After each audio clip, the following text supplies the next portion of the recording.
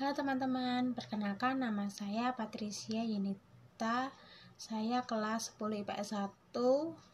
Sekolah saya di SMAK Veteran Malang. Kesan dan pesan yang saya ingin sampaikan pada proses belajar mengajar dilakukan di rumah secara online. Menurut saya proses belajar mengajar dilakukan di rumah itu sangat menyenangkan, karena dengan adanya pembelajaran di rumah, semua tugas yang diberikan oleh para guru dapat diselesaikan secara mandiri atau individualis, sehingga tidak ada tugas kelompok yang diberikan oleh para ibu guru, sehingga semua para murid dapat melatih dirinya untuk mengerjakan tugas secara mandiri tanpa tergantung dengan kelompok. Kali ini saya akan menjelaskan beberapa materi, yaitu tentang lembaga keuangan dan pembagiannya. Saya akan mulai dari lembaga pembiayaan. Menurut kalian lembaga pembiayaan itu apa sih? Jadi, lembaga pembiayaan yaitu suatu usaha yang melakukan kegiatan pembiayaan dana atau barang modal. Dalam lembaga pembiayaan terdapat jenis-jenis lembaga. Jenis-jenis lembaga itu ada 3, yaitu perusahaan pembiayaan, yang kedua perusahaan modal, yang ketiga yaitu perusahaan pembiayaan infrastruktur. Saya mulai dari perusahaan pembiayaan. Perusahaan pembiayaan yaitu suatu badan usaha yang khusus mendirikan usaha melakukan sewa guna usaha. Contohnya ajak piutang, terus usaha kartu kredit, pengkreditan gitu.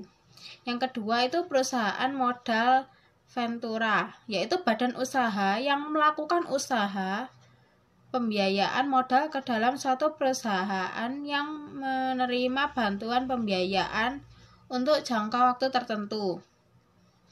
Jadi dengan adanya perusahaan modal ventura itu memberikan pinjaman semua kepada rakyat, tapi ada batas waktu yang ditentukan. Jadi tidak sebebasnya untuk melakukan pembayaran itu. Terus yang ketiga yaitu perusahaan pembiayaan infrastruktur. Infrastruktur yaitu salah satu badan usaha yang didirikan khusus untuk melakukan pembiayaan dalam bentuk penyediaan dana para proyek infrastruktur. Jadi perusahaan ini menyediakan pembiayaan untuk para pembangun, kayaknya misalnya membangun perkantoran, terus untuk membangun kayak pemerintahan gitu, menggunakan dana perusahaan pembiayaan infrastruktur khusus untuk pembangunan saja ya. Terus dalam pembiayaan itu terdapat ciri-cirinya. Ciri-cirinya ada 3 ciri, yaitu hanya terfokus kepada satu kegiatan keuangan saja, tidak melibatkan aktivitas lain, hanya memegang pembagian keuangan.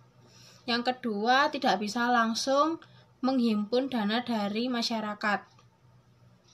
Jadi tidak bisa melakukan penyimpanan dari dana masyarakat sendiri secara langsung, membutuhkan waktu yang ditentukan, sehingga dana dari masyarakat bisa dimasukkan ke dalam dana pembiayaan, sehingga dari biaya pembiayaan bisa diberikan kepada bagian-bagian pembiayaan, misalnya diberikan kepada bagian infrastruktur, terus bisa diberikan kepada bagian rakyat gitu. Terus dalam pembiayaan juga ada fungsinya ada 2, yaitu membantu masyarakat mulai dari golongan ekonomi menengah ke bawah, terus tidak membatasi untuk masyarakat Kembali lagi saya akan menjelaskan tentang materi penggadaian. Penggadaian tuh menurut kalian itu apa sih? Jadi, penggadaian yaitu sebagai pengelola menyalurkan dana pinjaman yang berdasarkan atas dasar hukum gadaian dengan cara yang mudah, cepat, dan aman. Jadi, penggadaian itu merupakan tempat peminjaman jaminan.